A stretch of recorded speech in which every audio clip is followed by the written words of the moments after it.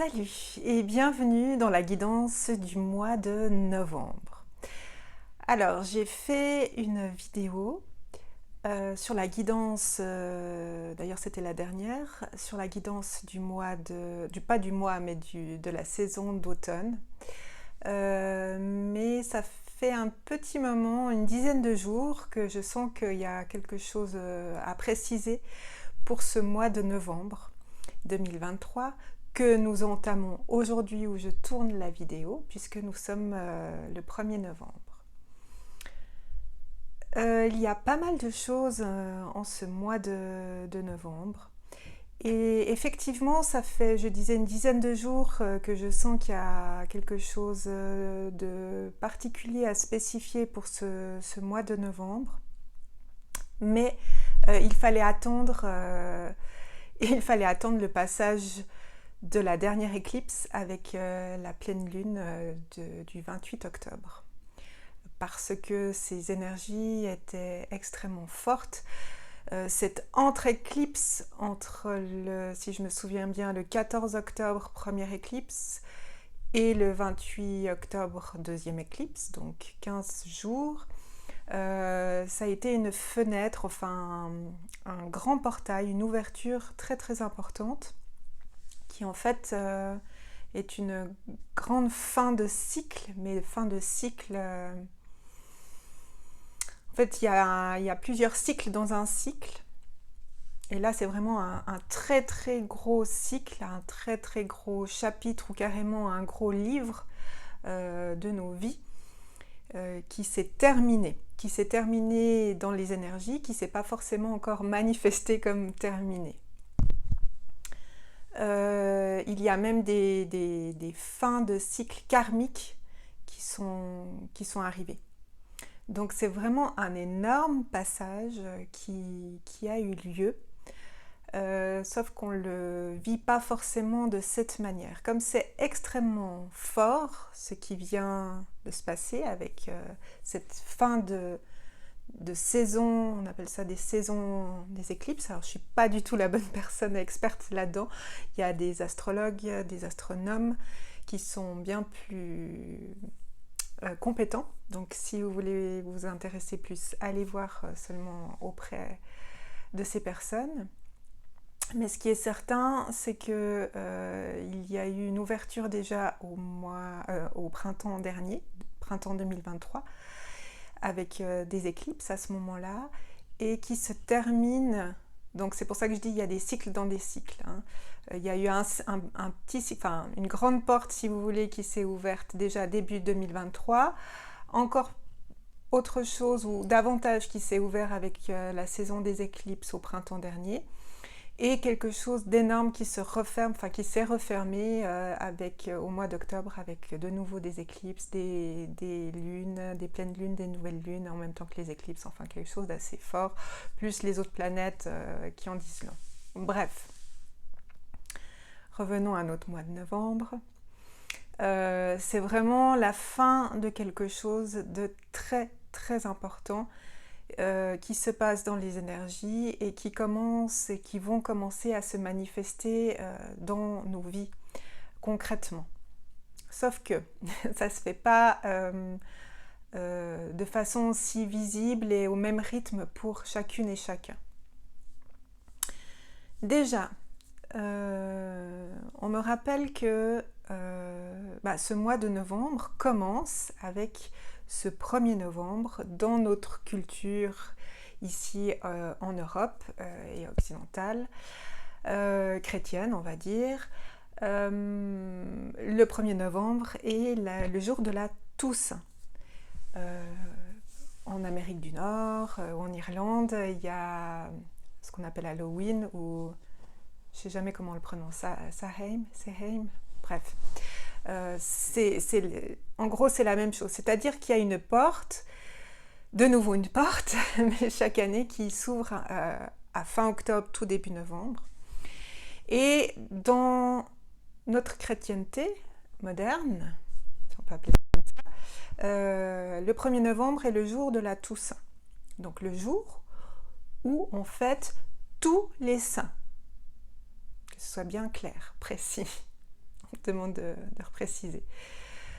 Donc c'est une ouverture particulière au monde plus invisible, puisque les saints sont en fait des énergies.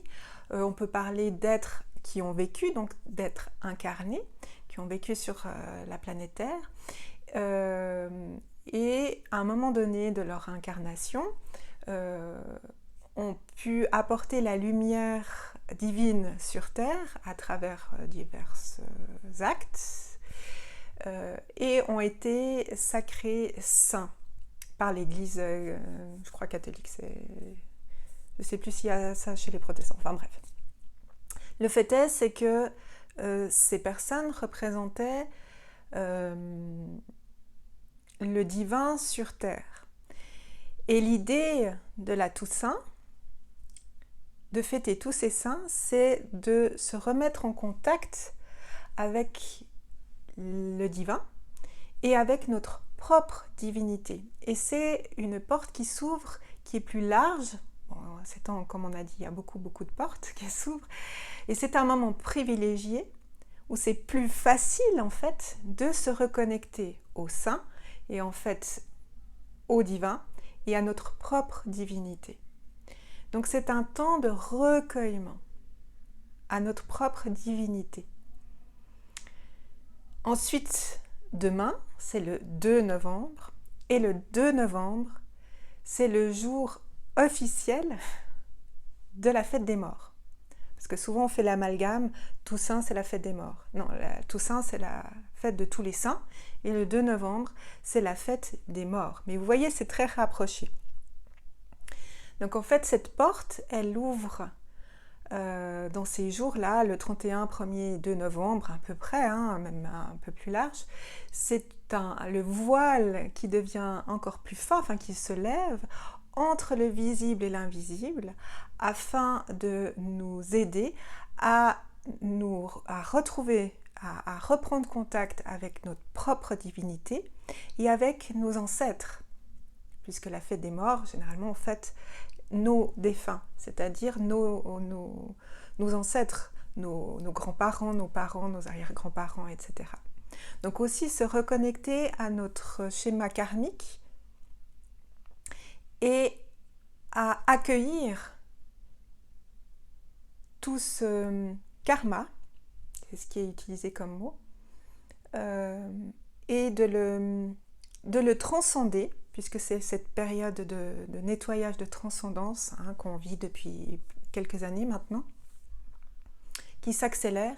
Et c'est bien l'occasion, particulièrement aujourd'hui et demain, de lâcher, de transcender le karmique, puisque dès le 28 octobre, enfin dans cette période, nous passons, comme je l'ai dit avant, à un autre... il y a quelque chose qui se termine pour autre chose qui commence. Mais vraiment un énorme chapitre, voire un livre, je disais pour donner des métaphores, qui se termine, dont des schémas karmiques. Donc, ce mois de novembre commence très fortement avec cette fin d'éclipse, cette fin de quelque chose, où on est encore une fois invité fortement à revenir à nous, à notre intérieur, à notre intériorité, afin de voir notre part divine. Et à travers notre part divine, donc avec le cœur le plus ouvert possible, donc dans l'amour, de prendre ou reprendre contact consciemment avec nos ancêtres pour accueillir ce qu'il y a à accueillir de karmique et de le transcender. Le transcender, ça veut dire le transformer en une énergie plus haute à travers le pardon. C'est-à-dire que s'il y a des choses à pardonner, eh bien c'est dans l'accueil et l'acceptation que l'on fait le pardon. Alors, bien sûr, il y a des choses qui sont difficiles, voire qu'on décide de ne pas pardonner. c'est ok aussi, dans le sens qu'il faut y aller à son rythme. Mais en tout cas, de reprendre conscience de notre passé au niveau générationnel et transgénérationnel, pour se rendre compte si on porte encore des choses qui appartiennent à la lignée et pas particulièrement à nous de ce qu'on a fait de notre vie. Donc voilà, c'est une invitation à prendre conscience. Le fin du mois d'octobre et une bonne partie du mois de novembre, c'est aussi la période, ce qu'on appelle la saison du scorpion. Saison, ça veut dire que c'est le scorpion qui est dans le soleil, je crois, oui. Voilà. Si vous êtes scorpion, bah vous savez que c'est la saison du scorpion. Faites les scorpions, voilà, ça va être plus simple. Symboliquement, le scorpion invite à aller voir à l'intérieur de soi aussi ses parts, ce qu'on dit d'ombre, mais aussi s'il y a de l'ombre, il y a de la lumière. Donc, il faut rappeler aussi ça, que le scorpion n'est pas que sombre. Donc, symboliquement, le scorpion nous invite à aller voir ce qu'il y a à l'intérieur, plutôt ce retour à l'intérieur, et il a cette capacité de transcender. C'est aussi le phénix qui renaît de ses cendres, donc de transcender, de nettoyer. Donc vous voyez, c'est vraiment une grande invitation, ce début de mois de novembre, à prendre conscience de notre part divine, de notre lumière, mais aussi de ce qui nous appartient, de ce qui ne nous appartient pas, enfin aussi continuer un petit peu le nettoyage, de mettre les choses à plat, et puis transcender. On transcende à travers l'accueil et l'acceptation, donc le pardon, pour faire court. Voilà pour ce début de mois de novembre qui continue, c'est une année assez chargée, qui continue à être profonde, on va dire, profonde en transformation et exigeante, une année très exigeante. C'est pour ça que dans cette transition entre la fin de quelque chose, un gros cycle, et le début d'un nouveau cycle, mais vraiment renouveau, ce mois de novembre, nous, en commençant par revenir à l'intérieur encore une fois de soi, de conscientiser, nous permet ce passage, enfin de commencer cette transition entre ce qui est terminé, ce qui arrive de très nouveau, mais vraiment très nouveau. Enfin, si on a décidé bien sûr de faire notre part du travail, si je puis dire. Et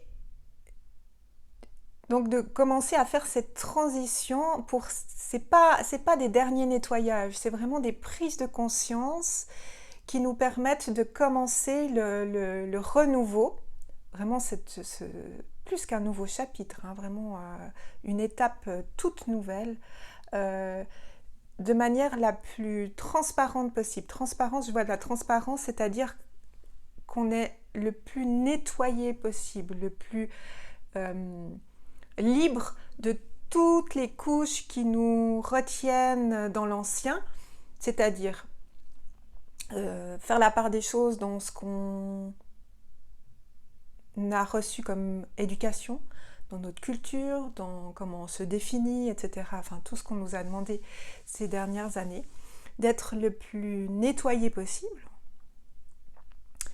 pour faire cette transition et accueillir ce qu'il y a de nouveau qui va arriver à peu près, qui va se matérialiser clairement dans nos vies à partir à peu près du début du printemps, ça veut dire vers déjà février, fin février. Donc c'est pas le printemps 21 mars, on s'entend bien, c'est dans les énergies de renouveau. Et à partir de là, d'accueillir le renouveau, la manière la plus légère et la plus vite possible. Parce que quand on crée du vide, et là c'est au-delà du vide, du nettoyage, eh bien on peut accueillir les choses, les nouvelles choses qui sont juste pour nous, de manière beaucoup plus fluide. Elles se mettent directement au bon endroit, si vous voulez. Hein. Je vois la fluidité est quelque chose, des énergies qui arrivent, les nouvelles énergies qui arrivent comme ça, et le chemin est direct, elles peuvent directement trouver leur place qui est juste, et pas un chemin un peu tortueux comme ça, et puis pouf, ah ouais, je suis à ma place, mais en fait, pas tout à fait, du coup, ça accroche un petit peu. J'espère que vous voyez l'image, que je transmets bien l'image que je reçois. Donc en fait, c'est un ultime, mais c'est pas tout à fait le terme nettoyage, mais encore une dernière, pas une dernière, mais une grande conscientisation qu'on est invité à faire pour pouvoir passer concrètement au nouveau de la meilleure façon possible pour accueillir les nouvelles énergies. Parce qu'il y a vraiment quelque chose de très très nouveau. On est monté en vibration encore la Terre. Le fait de nettoyer, de conscientiser encore, ça nous monte encore en vibration. Et du coup là, on peut accueillir, et aussi au niveau collectif, des choses tout à fait nouvelles, des énergies tout à fait nouvelles qui vont amener plein de choses nouvelles, je me répète, mais vraiment c'est ce qui m'est transmis. Et de manière individuelle, ça peut se faire très rapidement, ça peut déjà commencer à apparaître au mois de novembre, ou plus long au cours des mois, mais à partir au niveau collectif, en tout cas c'est ce qu'on me dit, à partir du mois de, comme je disais, fin février, comme ça, fin février, et tout le printemps, et ensuite ça continue aussi à l'été, à se mettre en place dans nos vies. Pour autant, plus on a nettoyé, plus on fait du vide, plus ça apparaît rapidement. Donc dans ce mois de novembre, en fait, il y a plusieurs choses qui... je vois plusieurs cas de figure, on va dire, pour différentes personnes. Un mois qui peut être assez lourd, assez compliqué à vivre, parce qu'il y a encore ces conscientisations à faire. Vous décidez si vous le faites ou pas, mais en tout cas qui sont largement encouragées et demandées. Et si... pour d'autres, si je prends les deux extrêmes, des personnes qui commencent déjà à manifester le nouveau durant ce mois de novembre. Déjà, j'ai le chiffre 7 qui arrive, peut-être le 7 novembre, etc. Voilà. Donc, on me remontre le scorpion, donc l'énergie du scorpion. C'est aussi, quand il est transcendé, le scorpion, pour être phénix, c'est juste magnifique. Donc il y a des très très très belles choses qui peuvent arriver déjà dans vos vies pour certaines personnes qui se manifestent déjà à partir, je pense, du 7 novembre. On me confirme. C'est rare qu'on me donne des dates aussi précises. Je sais pas, il y a peut-être quelque chose de spécial dans le ciel le 7 novembre. Bref. Pour d'autres, ça va prendre plus ou moins de temps. Mais à partir du printemps, des belles choses.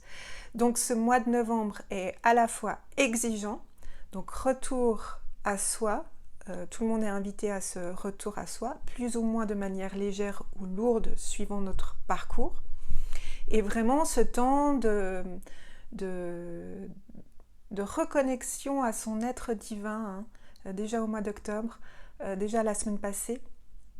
Mais là, vraiment, de manière collective, cette reconnexion à sa divinité, à sa lumière, en fait, et à la conscientisation, encore des schémas anciens, de ce qui nous appartient, ce qui ne nous appartient pas, pour toujours transcender, pour amener toujours plus de lumière, pour se nettoyer, si je puis dire, mais c'est pas tout à fait le terme, pour amener toujours plus de lumière en nous et bien sûr autour de nous. Donc un mois de novembre en même temps, plutôt sur le signe de l'intériorisation, mais avec des très très belles choses qui commencent à apparaître, de la lumière, puisqu'après on arrive au mois de décembre, et le décembre c'est aussi, on me dit, le mois de la lumière, le mois de la foi, de la joie, le mois de l'espoir. Et donc le fait de retourner à l'intérieur de soi, dans cette transition, puisque le mois de novembre c'est aussi symboliquement une transition, et c'est bien une transition qu'on nous demande entre ce qui est fini et ce qui arrive.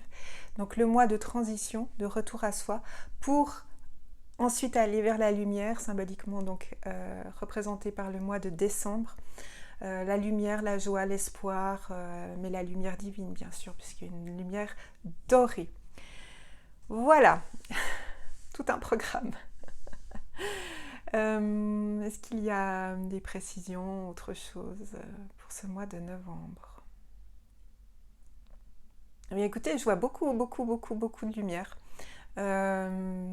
Donc c'est en même temps exigeant, mais c'est peut-être c'est pas peut-être, pardon, c'est la dernière grosse étape.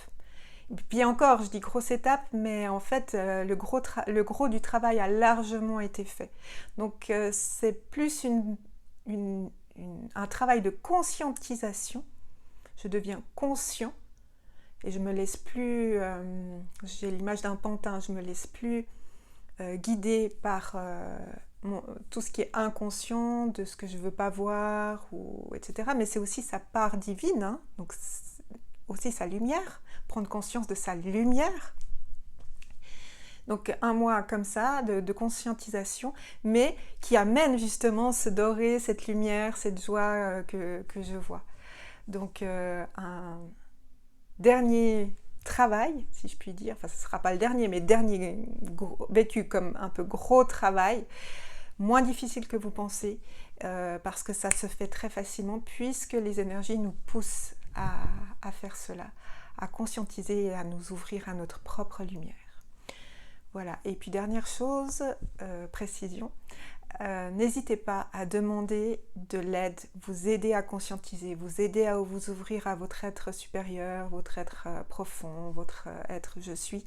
Demandez à la source, à Dieu, à des saints, puisque nous sommes le 1er novembre, si vous avez un saint favori, demandez par exemple à la Vierge Marie, moi c'est connecté à la Vierge Marie depuis que je suis petite, ou à votre ange, à votre guide, peu importe, mais n'hésitez pas à demander de l'aide. Voilà.